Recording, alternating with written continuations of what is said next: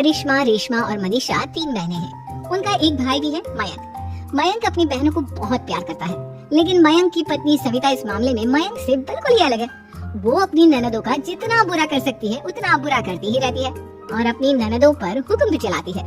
करिश्मा, करिश्मा, तुमने अभी तक नाश्ता नहीं बनाया? तुम्हारे भैया को ऑफिस जाने में देर हो रही है। हाँ भाभी, बस अभी बनाती हूँ। करिश्मा, तुम ये ढीलापन छोड़ दो, कल को पराये घर जाना है। वहाँ अगर तुम इस तरह से काम करोगी तो लोग क्या कहेंगे कि माँ ने और भाभी ने कुछ सिखाया नहीं। और तुम्हारी दोनों बहनें कहाँ हैं? रेशमा मार्केट गई है और मनीषा सो रही है। क्या? सुबह के 8 बज रहे हैं और ये महारानी अभी भी सो रही है? ये कहते हुए सविता अपनी सास दुर्गा देवी के पास जाती है। माँ जी, देख रही हो अपनी बेटियों के तौर तरीके? क्या हुआ बहू, सुबह सुबह क्या कर दिया मेरी बेटियों ने? अरे एक तो अभी अभी उठकर किचन में गई है, दूसरी सुबह सुबह बाहर चली गई और तीसरी अभी तक सो रही है। क्या करूं मैं इन तीनों का, मैं तो परेशान हो गई हूँ। जाकर उठा उसे और रेशमा से मैं बात करती हूँ। सविता सीधा मनीषा के कमरे में जाती है और उससे कहती है, महारानी जल्दी उठो, सूरज सर पर आ गया है। भाभी थोड़ी देर और सोने दो ना, मैं रात को लेट सोई थी, वो क्या ना यूनिट टेस्ट चल रहे हैं। शराफत से उठती है या नहीं, या फिर पानी की भरी बाल्टी डालूं तेरे ऊपर? नहीं भाभी, मुझे बिस्तर में नहीं नहाना, उठती हूँ मैं। मनीषा जल्दी से उठकर बाथरूम में चली जाती है। सभी आराम से बैठकर नाश्ता कर रहे होते कि तभी रेशमा बाजार से हाथ में सामान लिए आ जाती है। रेशमा को देखते ही सविता उस पर परस पड़ती है। लो, आ गई महारानी। ऐसा भी क्या सामान लाना था जो सुबह आंख मलते ही बाजार की तरफ रवाना हो गई? भाभी, कल आप ही तो चीख रही थी कि घर का सारा सामान मुझे ही लाना पड़ता है, घर में किसी को भी किसी काम से कोई लेना देना नहीं है। अब मैं बाजार जाकर सामान ले आई तो आपको इस बात से भी तकलीफ हो रही है? देख रही हो माँ जी, अपनी बेटी की जुबान कैसे से भी तेज चलती है। और मैं आप तो कुछ कहेंगे नहीं अपनी लाडली बहन को? रेशमा, अपनी भाभी से ऐसे बात नहीं करते, चलो माफी मांगो। भैया, मैं क्यों माफी मांगू? आप भाभी से बोलिए ना कि हम पर कम हुक्म चलाया करे। हम इस घर की बेटियां हैं और आपकी पत्नी की ननद है, नौकरानी नहीं। लो कर लो बात, इनकी भलाई के लिए कुछ भी बोलो तो इन्हें बुरा लग जाता है। इस घर में यही इज्जत है मेरी। देख लो माँ जी, आपकी बेटी किस लहजे में मुझसे बात कर रही है। सविता वहाँ से चली जाती है। मयंक को बहुत गुस्सा आता है, वो भी वहाँ से चला जाता है। फिर करिश्मा रेशमा को समझाती है, रेशमा तुम्हें भाभी से माफी मांग लेनी चाहिए थी ना। लेकिन दीदी, मैंने कुछ किया ही नहीं, तो मैं माफी क्यों मांगू? हाँ करिश्मा दीदी, रेशमा दीदी जैसे ही घर में आई भाभी ही उन पर चिल्ला रही थी। हाँ, मैं मानती हूँ कि गलती भाभी की थी। मैं तो इसलिए बोल रही हूँ कि भाभी ने माँ को तो पूरी तरह अपने वश में कर लिया है। वो हमारी बात सुनती ही नहीं। मयंक भैया हमारे लिए हमेशा खड़े रहते हैं, इसलिए उनकी बात का मान तो तुम्हें रखना चाहिए था ना। कोई फायदा नहीं दीदी, कुछ दिनों की बात और है, भाभी उन्हें भी हमारे खिलाफ भड़का देंगी। फिर वो भी माँ की तरह हमारी किसी बात का विश्वास नहीं करेंगे। इसी तरह सविता अपनी तीनों ननदों को किसी न किसी बात पर परेशान करती रहती थी। एक दिन मयंक अपनी तीनों बहनों के लिए गिफ्ट लाया।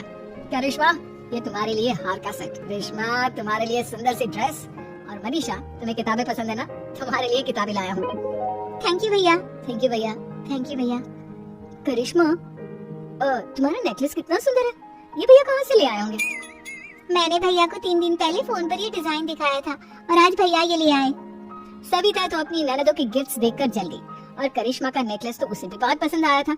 अपनी बहनों के लिए कितना अच्छा नेकलेस लेकर आया है, मुझे कभी कोई गिफ्ट नहीं दिया। मैं आज ही ये हार चुरा लूंगी। रात में सविता करिश्मा का हार चुरा लेती है और इसी तरह उसे अपनी ननदों की जो भी चीज अच्छी लगती वो उसे मांगती नहीं, बल्कि रात के अंधेरे में चुरा लेती। इसी तरह दिन बीतते गए और सविता ने मयंक के दिल में भी उसकी बहनों के लिए नफरत पैदा कर दी। एक दिन मयंक ने करिश्मा और रेशमा के लिए रिश्ता देखा और ये बात उसने घर में सबको बताई। माँ, करिश्मा और रेशमा के लिए बहुत अच्छा रिश्ता आया है, वो लोग कल इन्हें देखने आ रहे हैं, आप और सविता मिलकर सारी तैयारी कर लेना। ये सुनकर करिश्मा और रेशमा खुश हो जाती है, लेकिन सविता सोचती है, अगर इन दोनों बहनों की शादी हो गई तो घर और बाहर का काम कौन करेगा? मनीषा तो 1 नंबर की कामचोर है, उससे तो किसी बात की उम्मीद लगाना ही बेकार है।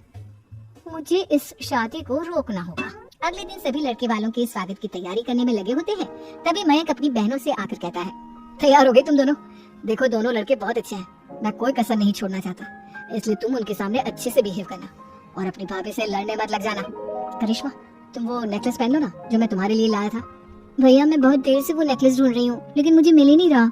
क्या, तुमने नेकलेस खो दिया? तुम्हें पता भी है वो कितना महंगा था, तुम कोई काम ढंग से नहीं कर सकती। मयंक गुस्से में वहाँ से चला जाता है। थोड़ी देर बाद लड़के वाले भी आ जाते हैं। वो दोनों बहनों को पसंद कर लेते हैं और रिश्ता पक्का हो जाता है। लेकिन सविता के दिमाग में तो कुछ और ही खिचड़ी पक रही थी। वो पंडित जी के पास करिश्मा की कुंडली लेकर जाती है और उन्हें पैसे देकर करिश्मा की कुंडली बदलवा देती है। जब लड़के वालों के पास करिश्मा की कुंडली जाती है तो वो दुर्गा को फोन करते हैं। बहन जी, हमने करिश्मा की कुंडली अपने पंडित जी को दिखाई थी। आपकी बेटी की कुंडली नहीं बल्कि दोषों का पिटारा है। देखिए, मैं और मेरे पति इन सब बातों में बहुत विश्वास करते हैं, इसलिए हम आपकी बेटी से अपने बेटे की शादी नहीं करा सकते। इस तरह करिश्मा का रिश्ता टूट जाता है और सभी घर वालों को बहुत दुख होता है। अब कविता सोचती है, चलो करिश्मा का तो रिश्ता टूट गया, अब रेशमा का भी रिश्ता तोड़ना है। क्या करूं क्या करूं?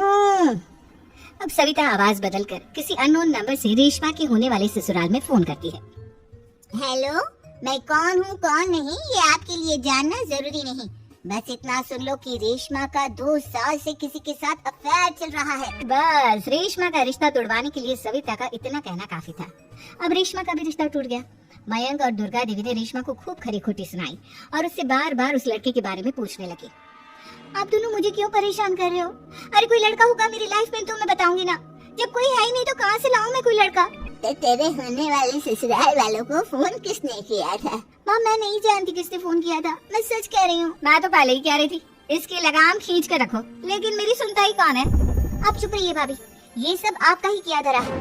अब तीनों बहनों को विश्वास हो जाता है कि ये सब उनकी भाभी ही कर रही है। तीनों बहनें अपनी भाभी को सबक सिखाने के लिए एक वकील कर लेती है और घर में हिस्सा मांगा। देखो भैया, माँ बाप की जायदाद में जितना बेटों का हक होता है उतना ही बेटियों का, इसलिए इस घर के 4 हिस्से होंगे और हमें अपना हिस्सा चाहिए। मैंने तुम्हारे लिए क्या क्या नहीं किया और तुम इस घर में हिस्सा मांग रही हो? भैया, आप और माँ हम बहनों की कोई बात नहीं सुनते हो और भाभी हमारी शादी नहीं होने देगी क्योंकि उन्हें लगता है कि आप हमारी शादी में ज्यादा पैसा लगाओगे और उन्हें हम जैसी फ्री की नौकरानी कहाँ मिलेगी। तो हम भाभी के साथ तो रह नहीं सकते, हम बहनों को अपना हिस्सा चाहिए। अरे तुम्हें शर्म आनी चाहिए अपनी भाभी पर ऐसा इल्जाम लगाते हुए। वो तुम्हारे बारे में कितना सोचती है। हाँ माँ, भाभी हमारे बारे में बहुत सोचती है। दिन रात बस यही सोचती रहती है कि किस तरह से अपनी तीनों ननदों को परेशान करूं और कभी मुझे पढ़ने भी नहीं देती। दोनों बहनों का रिश्ता भी तो इन्होंने ही तोड़वाया है और रात में हमारे कमरे में आकर हमारी चीजें भी चुराती हैं। इसी तरह सविता की तीनों ननदें अपनी बात पर अड़ी रही। अब कोर्ट में तारीख भी शुरू हो गई। जब सविता को लगा कि उसकी तीनों ननद इतनी आसानी से नहीं मानने वाली, तो उसने अपने पति और सास को सारी सच्चाई बता दी और अपनी तीनों ननद से माफी मांगी। मयंक और दुर्गा को भी अपनी गलती का एहसास हो गया। अब सविता खुद करिश्मा और रेशमा के लिए अच्छा रिश्ता ढूंढती है और उनकी शादी करवाती है।